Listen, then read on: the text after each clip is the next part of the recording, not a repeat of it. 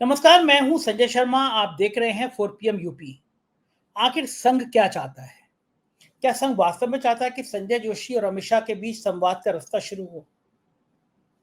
KP Malik साहब कह रहे हैं कि मालूम करिए कि क्या प्रधानमंत्री और गृह मंत्री के बीच में कुछ दूरियां बढ़ गई हैं। बड़े बड़े सवाल उठ रहे हैं, बीजेपी के अंदर उठ रहे हैं, संघ के अंदर उठ रहे हैं।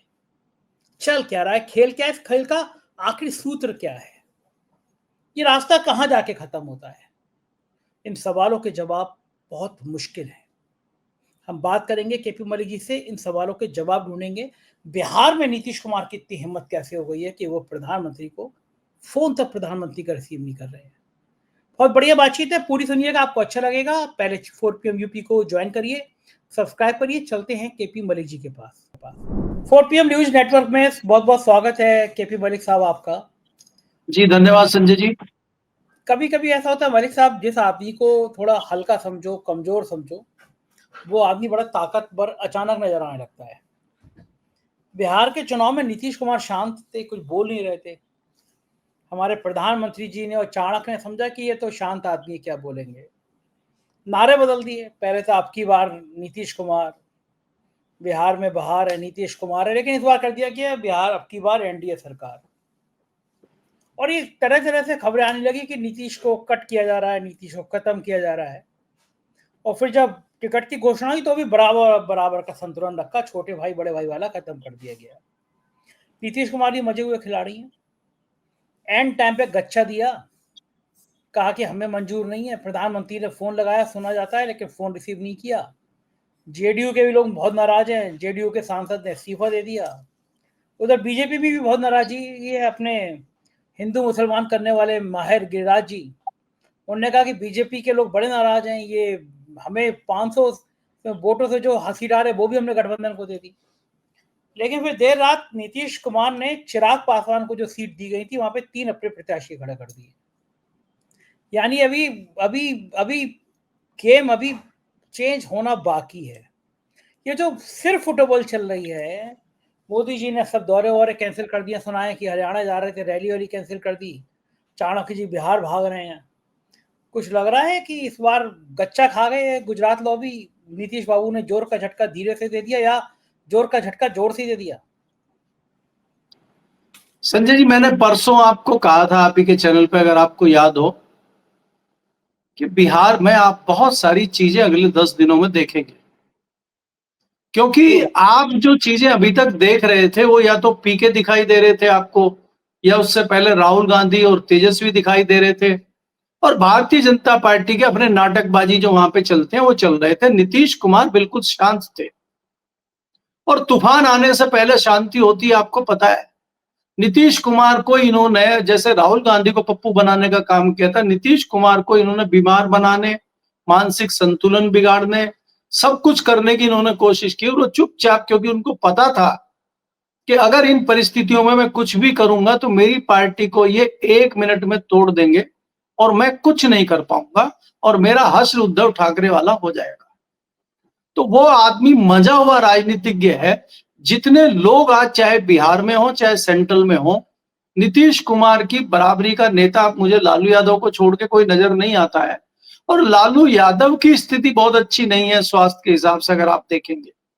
वो हो सकता है तेजस्वी यादव को सलाह मशवरा जरूर दे रहे होंगे, लेकिन एक लिमिट तक ही दे पा रहे होंगे, क्योंकि उनका स्वास्थ्य बहुत अच्छा नहीं है। उनका किडनी ट्रांसप्लांट हुआ है, आपको याद है। लेकिन नीतीश कुमार मंजे हुए खिलाड़ी हैं, और वो इतनी आसानी से भारतीय जनता पार्टी के सामने शिवसेना नहीं बन सकते। वो भारतीय जनता पार्टी को तहस नहस करने का काम करेंगे, चाहे भारतीय जनता पार्टी कितनी भी कोशिश कर ले। उन्होंने कहा कि भारतीय जनता पार्टी जो कर रही है वो करते रहे, अब उन्होंने खेला कर दिया है। अब उनके पास तो कुछ खोने को है नहीं। उनको भी पता है कि नुकसान तो होगा, और हो चुका है नुकसान बहुत ज्यादा, लेकिन अभी भी दमखम तो उसमें है।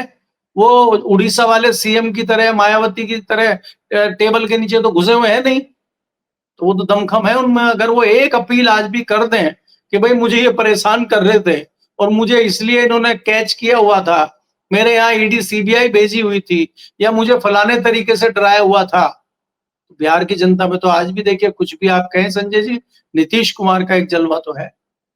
और भाई एक एक समय तो ये था कि लालू यादव से ज्यादा लोकप्रिय नेता नीतीश कुमार है, तो तभी तो 20 साल आप मुख्यमंत्री बने हैं।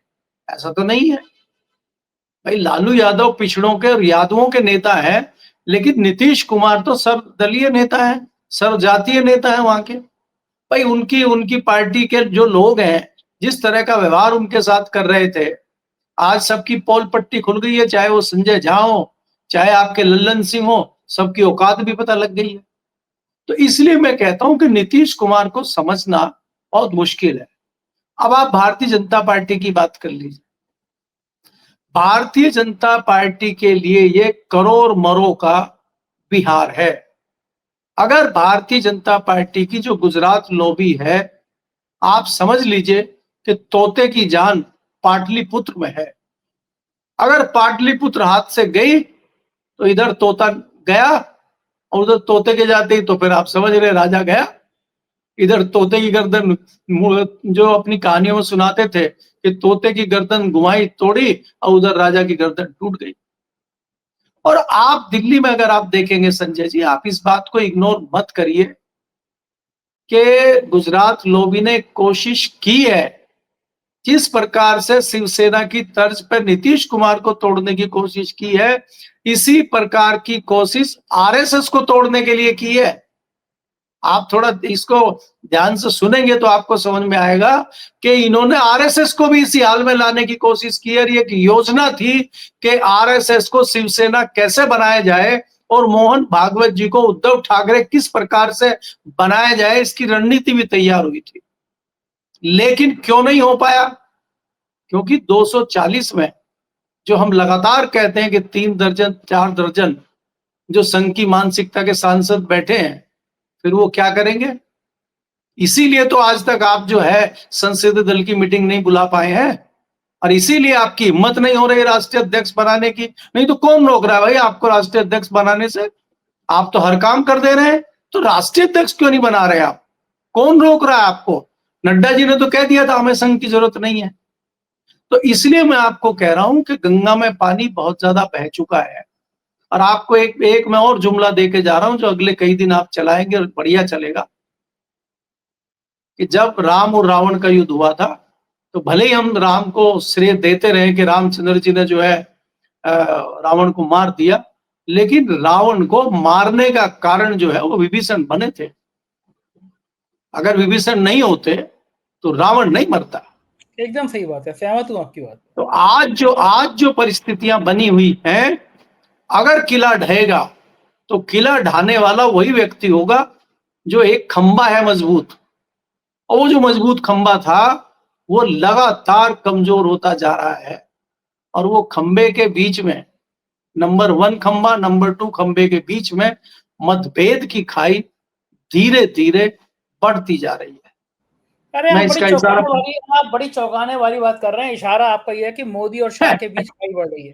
सीधा शब्दों में आप इशारा कर रहे हैं। दरार बढ़ रही है, और उसका नतीजा आप देखेंगे। उसका नतीजा पहले भी आप देख रहे हैं, और उसके कारण भी है।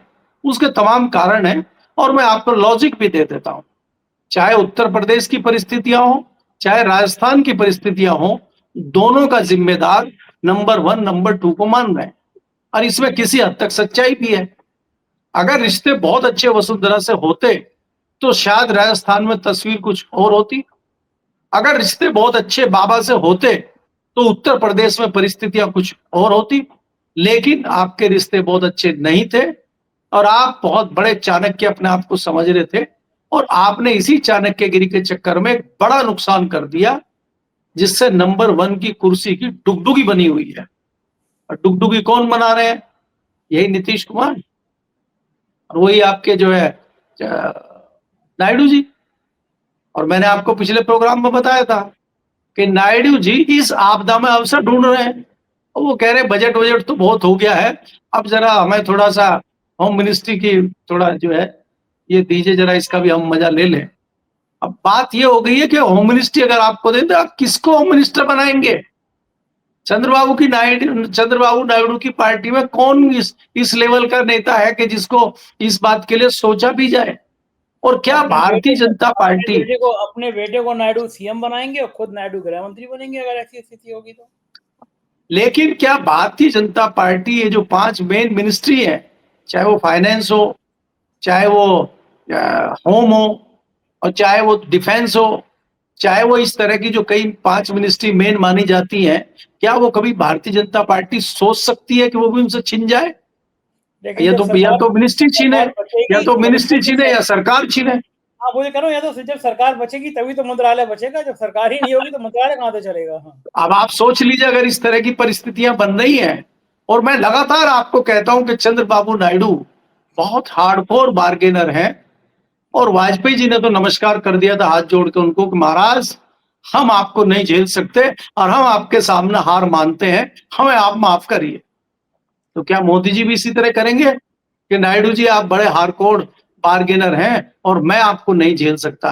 क्या इतनी हिम्मत मोदी जी में है? ये परिस्थितियां भी आपके सामने आएंगी। इसी बीच आप बिहार का इलेक्शन देखते रहिए और दाएं बाएं की चीजों को एंजॉय आप करते रहिए संजय जी। अच्छा मलिक साहब बताइए कि इन चर्चाओं में कहां तक सच्चाई है कि अमित शाह और संजय जोशी के बीच भी कुछ वार्ता के पुल खुले हैं, कुछ लोगों ने मध्यस्थता की है, संजय जोशी से संवाद हुआ है, संघ ने कहा है कि भाई संजय जोशी को बात करिए अगर आपको दोबारा कुछ जगह ठीक ठाक चाहिए, और अमित शाह के लिए भी ये जीने वाले का प्रश्न है कि मोदी के बाद कौन, क्योंकि ये दांव है अमित शाह का कि इससे बढ़िया कोई आदमी उपयुक्त दौर उनके जीवन में नहीं हो सकता। लेकिन योगी आदित्यनाथ बीच में आ जा रहे हैं, कभी कोई और गडकरी आ जा रहे हैं।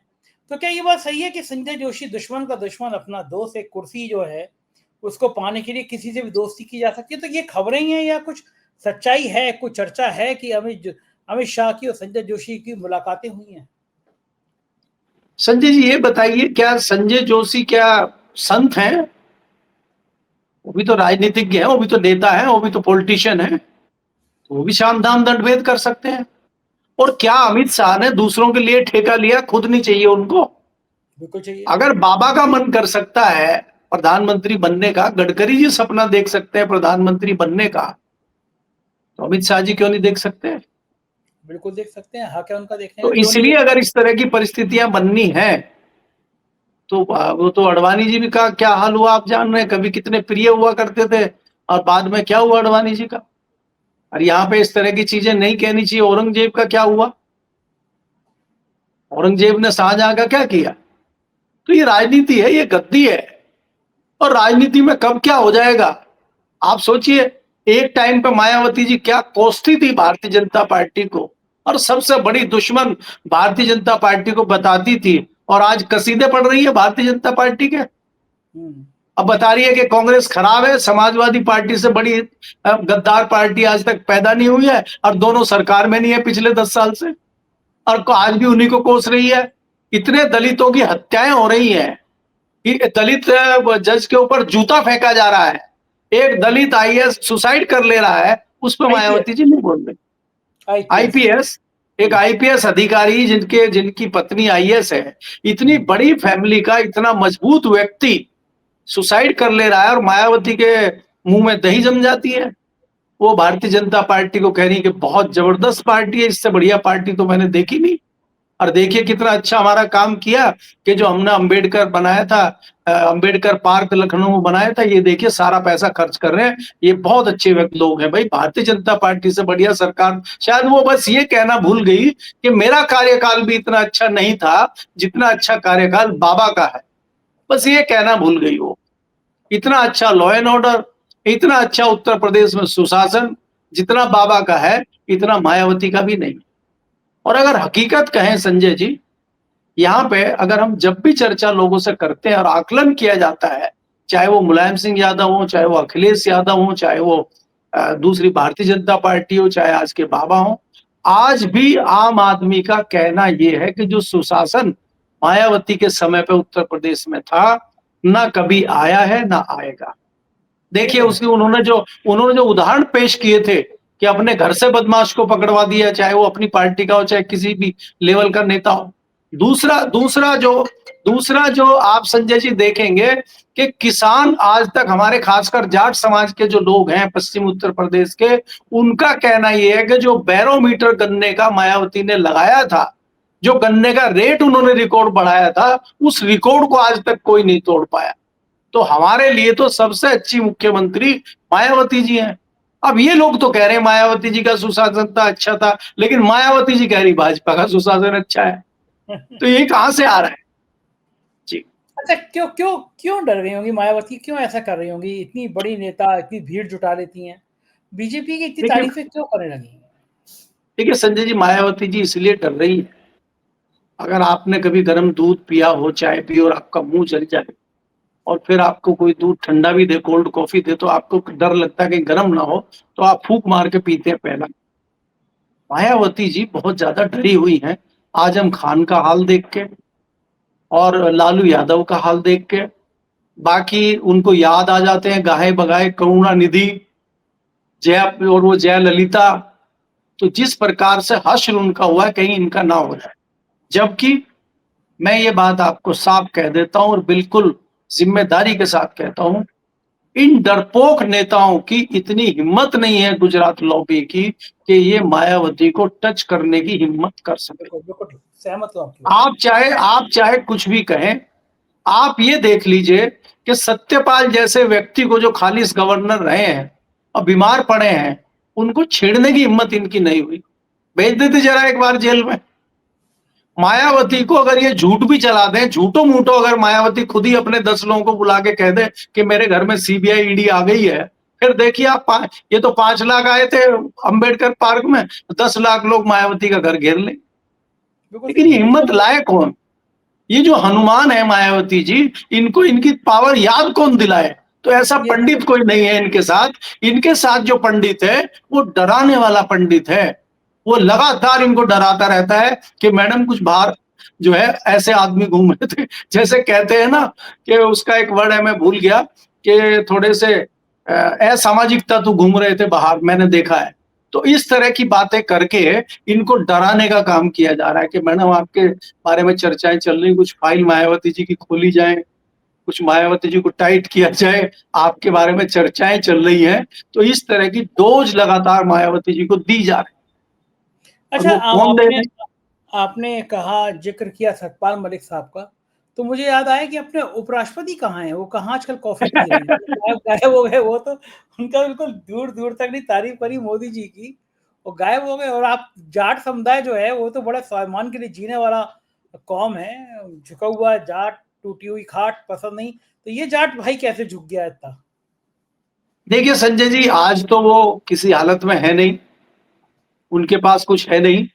जब वो फुल पावर में थे तब भी मैंने आपके चैनल पे ही कहा था, आपको याद होगा, कि बिल्कुल, टूटी हुई खाट और झुका हुआ जाट किसी काम का नहीं है। और हमारी जो बात है वो 100% सिद्ध हुई है कि नहीं हुई? वही है। आप देख लीजिए उनका क्या हासिल हुआ। और उन्होंने झुकने में, जूते चाटने में, सारे क्रियाकलाप करने में कोई कसर छोड़ी हो तो आप बताइए। उसके बावजूद उनका क्या हासिल हुआ? आज उनकी हिम्मत नहीं हो रही है बोलने की, आप सोचिए। और हिम्मत तो दूर, वो कहीं दिख नहीं जा रहे। और कहीं ऐसा ना हो कि कोई उनका बुलेटिन सचमुच में ही आ जाए कि भाई साहब फलानी चीज हो गई है। मैं ऐसे तो कहना नहीं चाहता चैनल पे, लेकिन आ जाए तो इसमें आश्चर्य मत करना। क्योंकि क्या है कि वो ऐसे नेपथ में चले गए हैं, वहां से उनके लिए निकलना बहुत मुश्किल है। अब वो आपको ना किसी सार्वजनिक प्रोग्राम में दिखाई देंगे, ना वो कहीं बाजार में दिखाई देंगे आपको। किसी भी कार्यक्रम में देखिए, उपराष्ट्रपति पद से अगर आप सम्मान के साथ हटते, आप इस्तीफा देते, तो आप तमाम कार्यक्रमों में जा सकते थे। समाज के कार्यक्रमों में आप जा सकते थे, सामाजिक कार्यक्रमों में जा सकते थे। जाटों के इतने कार्यक्रम हो रहे हैं। अभी जयपुर में एक बड़ा कार्यक्रम हुआ जाट संसद का, उसमें आप जा सकते थे। जयपुर में हुआ, राजस्थान के लोगों ने किया, तो आप उसमें जा सकते थे। तो आप ऐसी जगह जा सकते थे। आपको ना कोई बुला रहा, ना कोई आप जा रहे। तो आप हैं कहाँ? आप जहां हैं, जहां बताया जा रहा है, वहां भी नहीं है आप कहीं तीसरी जगह हैं। और क्यों इतना अच्छा, डर रहे हैं आपसे? हाँ, सही बात डर है। क्यों रहे हैं संजय जी? ये भी तो बात है ना कि उनसे डर क्यों रहे हैं? क्या एक बहुत बड़ा सवाल जो मैं लगातार खड़ा कर रहा हूं, कि जितनी मुझे अकल है, जितना मैं रूल रेगुलेशन को जानता हूं, जितना मैं संविधान को थोड़ा बहुत जानता हूं, उसमें सीधे सीधे ये है कि देश का उपराष्ट्रपति अगर इस्तीफा देता है तो अपने हाथ से इस्तीफा लिख के राष्ट्रपति को देगा। और भाई ठीक है, उस टाइम हो सकता है कि अच्छी प्रिंटर ना हो और भाई टाइप मशीन होती थी। अगर आप प्रिंट निकाल के देते हैं तो उस पर अपने साइन करेंगे और अपने हाथ से राष्ट्रपति को देंगे और आपकी तस्वीर खींचेगी। अब यहाँ पे ना तो तस्वीर है, ना आपकी फोटो है। आप राष्ट्रपति भवन गए, आरटीआई में राष्ट्रपति भवन कह रहे यहाँ तो कोई आया नहीं, तो फिर ये इस्तीफा किसने दे दिया? ये इस्तीफा कौन से प्रिंटर से प्रिंट निकला? ये साइन किसने करे? ये इतने सारे सवाल हैं, इनके जवाब कौन देगा? आप तो दे नहीं रहे, आप तो गायब हैं। सवाल राष्ट्रपति भवन दे नहीं रहा है, क्योंकि राष्ट्रपति भवन में उसके कुछ दिन बाद ही मोदी जी पहुंचे थे रात को 9 साढ़े 9 बजे। उनकी तो बाकायदा तस्वीर आई थी, ट्वीट भी आया था। आपकी क्यों नहीं आई? ऐसा क्या हो गया? बहुत सारे सवाल हैं जिनके जवाब शायद उनको भी देने पड़ जाएं, क्योंकि सरकार से भी ये सवाल पूछे गए, सरकार ने तो हाथ खड़े कर दिए, वो तो जवाब देती ही नहीं है। सर, सबसे बढ़िया सरकार का काम है संजय जी कि सरकार से कुछ भी पूछो वो चुप्पी मार जाती है। मेरे पास अभी मैं एक खबर लिख रहा हूं संजय जी, आपको चैनल पे ही बता देता हूं, और मैंने सीएमडी के यहाँ पे मेल कर दिया है, रिमाइंडर भेज दिया है, उसके बाद मिनिस्ट्री के सेक्रेटरी को मेल भेज दिया है कि आपके यहाँ पे ये घोटाला भ्रष्टाचार चल रहा है और मैं खबर लिख रहा हूं, मेरे ये कुछ सवाल है, इनका जवाब दे दीजिए। कोई जवाब नहीं दे रहा। आपको खबर लिखनी है तो लिख दो। हमारे जो है चेयरमैन को, हमारे उनको संपर्क किया जा रहा है कि इनका क्या करना है। चेयरमैन मुझे कह रहा है देख लो मलिक साहब क्या करना है आपको। मुझे क्या करना है? ये हालात सरकार के हैं, गजब, तो ऐसे में क्या करेंगे आप? ठीक बात है, गजब गजब नजारे चल रहे हैं। अच्छा, कैसे मन लगता होगा? एक तरफ आप उपराष्ट्रपति हो, 9-10 कैमरे मुझ पर फोकस होने चाहिए, मेरे जूता, मेरा स्टाइल, मेरा मतलब पूरे संसद टीवी की ऐसी तैसी करके रख दी उन्होंने साहब ने। और अब खाली बैठे रहते होंगे, मिलने ही नहीं आता होगा। मोर को दाना खिलाने वाली तस्वीरें भी नहीं आती उनकी कि घर में मोर आ रहे हैं, दाना खिला रहे हैं प्रधानमंत्री की तरह। ये पूरे दिन में करते क्या रहते हैं वो टीवी देखने के अलावा? नहीं, टीवी भी कौन सा देख रहे हैं आप? ये भी तो देखो ना, टीवी भी तो सब गोदी मीडिया है, वो देख के क्या करें? सिर्फ दीवार में मारे? उन्हें तो वही वो तो अच्छा हमारा लगता है। आपका टीवी, वो तो हमारा और आपका टीवी देखते हैं, हाँ, सुनते हैं और तसल्ली धन्यवाद तसल्ली देते हैं। हमें और आपको धन्यवाद देते होंगे जहां भी होंगे संजय जी, दावा कर रहा हूं आपको, जहां भी होंगे वो हमारा आज भी धन्यवाद इसलिए कर रहे होंगे कि जब वो पद पे थे तब भी हम उनकी खिंचाई कर रहे थे, और आज भी उनके लिए, सरकार से बोलने के लिए, सरकार से सवाल पूछने के लिए हम और आप ही बात कर रहे हैं। कोई तीसरा आदमी कर रहा हो तो बताइए, किसी अखबार में 2 लाइन उनके लिए छपी हो, किसी नेशनल चैनल ने उनके लिए 2 शब्द कहे हो तो आप बताइए। हम और आप आज भी सवाल सरकार पर उठा रहे हैं। लेकिन मेरा कहना यह है कि उनको कोई फर्क नहीं पड़ता, वो पक चुके हैं। उनको इस तरह की चीजों से फर्क नहीं पड़ता, क्योंकि उनको मालूम था कि उनके साथ इस तरह का हश्र होगा, क्योंकि उनकी हरकतें ही ऐसी थी। देखिए, अगर आप कुछ कर रहे हैं तो आपको अंदाजा हो जाता है कि आप जो कर रहे हैं उसका नतीजा क्या होगा। तो इसलिए वो बहुत ज्यादा सोचे करें, मुझे नहीं लगता है। हर चीज की एक लिमिट होती है, हर चीज का अपना एक दायरा होता है। वो दायरे से बाहर चले गए थे, उनको मुझे लगता है इस तरह का नहीं करना चाहिए था।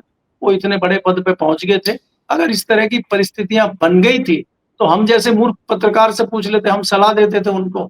या तो आप, 2 तरीके आपके पास थे, या तो आप कहते मैं इस्तीफा देता नहीं हूं, मुझे उठा के फेंक दीजिए, और ये आप चुपचाप इस्तीफा देकर सम्मान के साथ आप कहते मैं इस्तीफा दे रहा हूं, मेरी शर्त यह है कि मुझे सम्मान के साथ विदाई चाहिए। तो आप विदा होके आ जाते, भाई मेरे स्वास्थ्य के कारण मैंने मना कर दिया और मैं छोड़ दिया है, तो आप सम्मान के साथ जी रहे होते। तो आप अभी सम्मान के साथ भी नहीं जी रहे। आपके पीछे बहुत सारे सवाल आपका पीछा कर रहे हैं और मरने के बाद भी आपका पीछा नहीं छोड़ेंगे। आज कम से कम सतपाल मलिक के सवाल तो पीछा नहीं कर रहे हैं। लोग सवाल तो नहीं पूछ रहे उनसे, कम से कम आज जाते जाते वो एक सम्मान तो अपने साथ लेके गए। पैसा वैसा तो किसी के पास कितना है क्या है, ये सब यहीं धरा रह जाता है, लेकिन सम्मान आपके साथ जाता है। सही बात है, सही बात है। तो इसलिए इस तरह का कृत्य ये कर रहे हैं। और आप क्यों डर रहे हैं? अब डर के क्या करेंगे आप? और अब आपका क्या बिगड़ जाएगा इससे ज्यादा? तो अब तो कुछ बोलना चाहिए। लेकिन मुझे नहीं लगता कि बोलने के लिए भी संजय जी रीढ़ सीधी चाहिए। खाली जीभ से नहीं बोला जाता, रीढ़ से बोला जाता है। और जाट तो ये तब बने थे जब इनकी मिमिक्री हो गई थी, तब ये जाट भी बन गए थे, किसान भी बन गए थे। और जब वो यहाँ 750 किसान मारे गए थे और वो जाट की लड़कियों के ऊपर पुलिस जो है बूट से कुचल रही थी उनको, तो उस दिन ये जाट नहीं थे। तमाम सवाल उठा चुके हैं। बिल्कुल ठीक बात है। बहुत बढ़िया चर्चा हुई। बहुत शुक्रिया मलिक साहब, आपने इतनी बातचीत की। थैंक यू, धन्यवाद। ये थे केपी मलिक जी। पूरी बातचीत आपने सुनी, कैसी लगी बातचीत बताइएगा जरूर। शुक्रिया, थैंक यू।